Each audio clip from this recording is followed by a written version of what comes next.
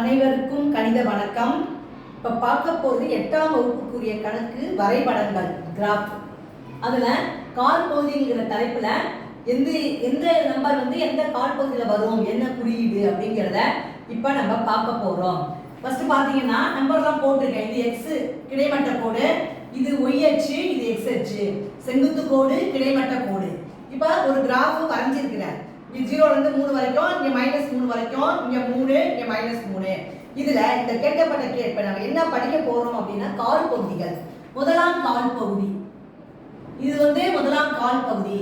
x அச்சுல என்ன இருக்கு plus, y அச்சுல என்ன இருக்கு பிளஸ். அப்ப முதலாம் கால் பகுதியில பிளஸ் கமா பிளஸ், மிகை எண்ணம். அடுத்து இரண்டாம் கால் பகுதியை எடுத்துக்கிறோம். x அச்சுல என்ன இருக்கு மைனஸ் இருக்கு, அப்புறம் y அச்சுல என்ன இருக்கு பிளஸ். அப்ப இரண்டாவது கால் பகுதியை பொறுத்த வரைக்கும் மைனஸ் கமா பிளஸ். அடுத்து இது மூன்றாவது கால் பகுதியில என்ன இருக்குன்னு பாத்தீங்கன்னா x அச்சுல மைனஸ், y அச்சுலயும் மைனஸ் தான்.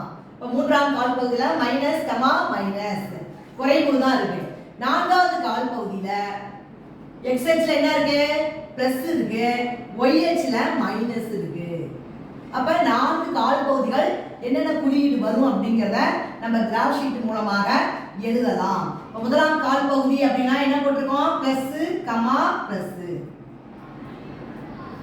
இரண்டாம் கால் பகுதியில என்ன போட்டுருக்கோம் மைனஸ் கமா பிளஸ். மூன்றாம் கால் பகுதியில மைனஸ் கமா மைனஸ்.